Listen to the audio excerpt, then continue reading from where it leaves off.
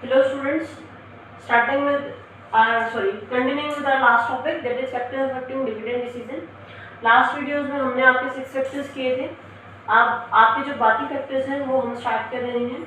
सबसे पहले आता है टैक्सेशन पॉलिसी। इसमें आपको एक चीज़ ध्यान रखनी है, आपने +1 के अकाउंट्स में एक कंसेप्ट पढ़ा होगा TDS, वो होता था टैक्स डिडक्टेड एट सोर्स। इसका मतलब क्या होता है, इसको ध्यान से समझिएगा। आपके जो भी शेयर होल्डर्स होते हैं उनको डिविडेंड मिलता है, और जब डिविडेंड मिलता है उनको, तो उस केस में जो टैक्स होता है वो कंपनी पहले ही पे कर चुकी होती है।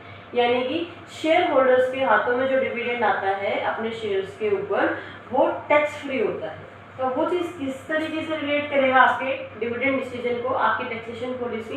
देखिए, जितना ज़्यादा कंपनी डिविडेंड अनाउंस करेगी उतना ही कंपनी के लिए तो वो कॉस्टली पड़ गया, क्योंकि कंपनी को उतना ही टैक्स भी पे करना पड़ेगा, और शेयर होल्डर्स के लिए वो आपके टैक्स फ्री इनकम है। तो टैक्सेशन पॉलिसी क्या कहती है, जितना ज़्यादा dividend, higher the dividend, more you have to pay taxes, और आपके पास लोअर द डिविडेंड, आपको उतना ही कम टैक्स पे करना पड़ेगा। तो आपकी जो टैक्सेशन पॉलिसी होती है वो इस तरीके से रिलेट करती है आपके शेयर होल्डर्स के डिविडेंड के साथ। तो आपके पास टैक्सेशन पॉलिसी में आपको ध्यान रखना है, डायरेक्ट आपका रिलेशन है, higher the dividend higher will be the tax payment for company, ये उतना ही ज़्यादा फिर आपकी कंपनी को टैक्स पे करना पड़ेगा।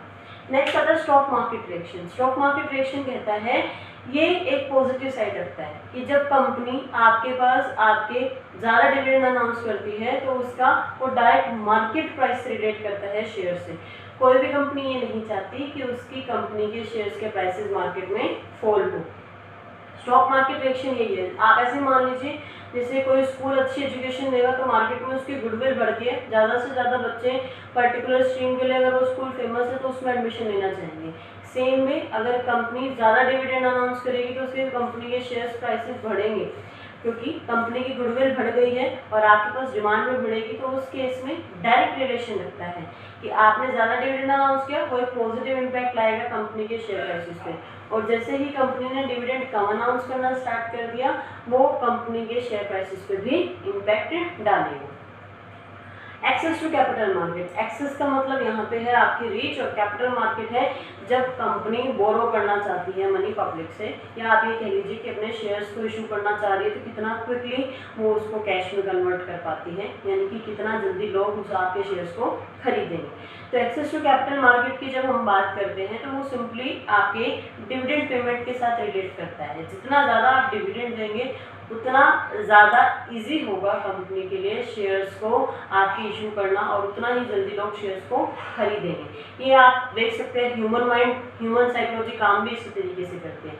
जहाँ आपको बेनिफिट मिलता है, जहाँ आपको अच्छे इम्पैक्ट मिलते हैं, आप उसी वे आउट में जाना शुरू कर देते हैं। तो यही सेम चीज़ आपकी कंपनी के साथ रिलेट करती है।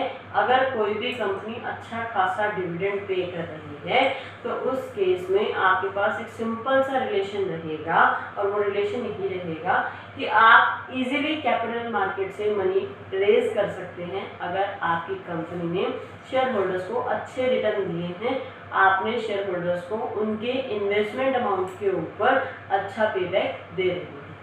जितना अच्छा पेबैक आप देंगे उतना ही क्विकली आप वहाँ से मनी रेज कर पाएंगे।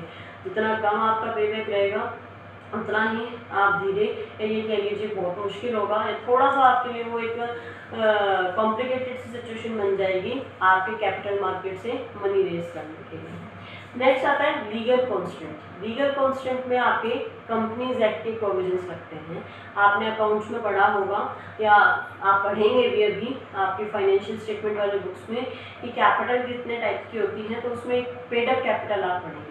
तो लीगल कॉन्स्टेंट्स आपके पास इस तरीके से आ जाते हैं कि कंपनीज एक्ट के प्रोविजंस जो हैं वो कहते हैं कि आप कंपनी की जो पेड अप कैपिटल रखते हैं, कंपनी कभी भी उसमें से डिविडेंड अनाउंस नहीं कर सकती है। कंपनी डिविडेंड अनाउंस करेगी कहाँ से, या तो करंट ईयर के प्रॉफिट से, या जो आपके पास प्रीवियस ईयर्स के प्रॉफिट यानी कि रिटेन्ड अर्निंग वगैरह है वहाँ से।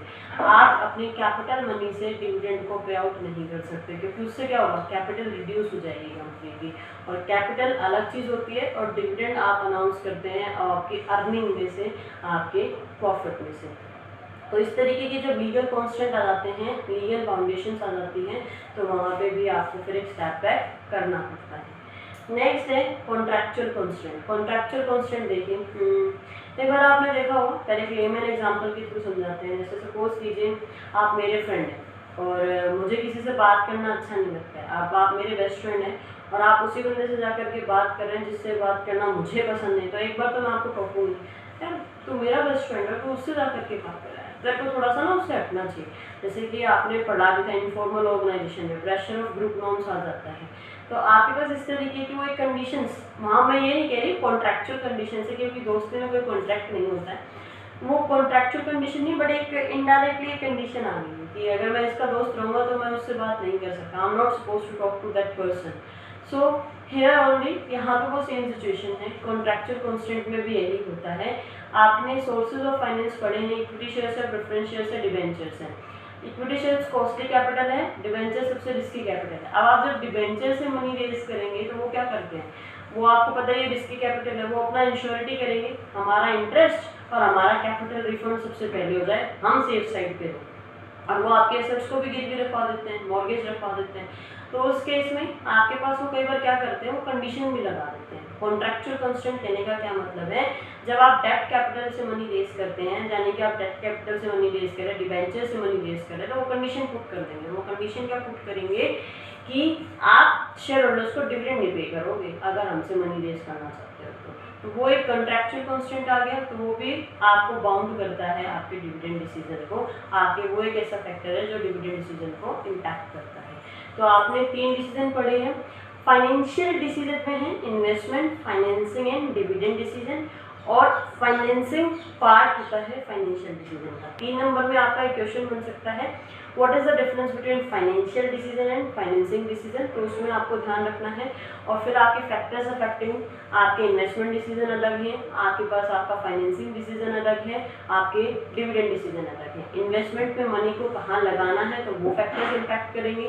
फाइनेंसिंग में आपको आपके कॉस्ट के, आपकी फाउंडेशन वाली चीज़ें इम्पैक्ट करेंगी कि सोर्स ऑफ मनी कहाँ से आ रहा है। डिविडेंड में आपको आपकी अर्निंग को डिवाइड कैसे करना है, तो उसमें बहुत सारे फैक्टर्स आपके इफेक्ट करेंगे। तो डिविडेंड डिसीजन में आपने सबसे ज़्यादा फैक्टर्स पढ़े हैं, 11 फैक्टर्स।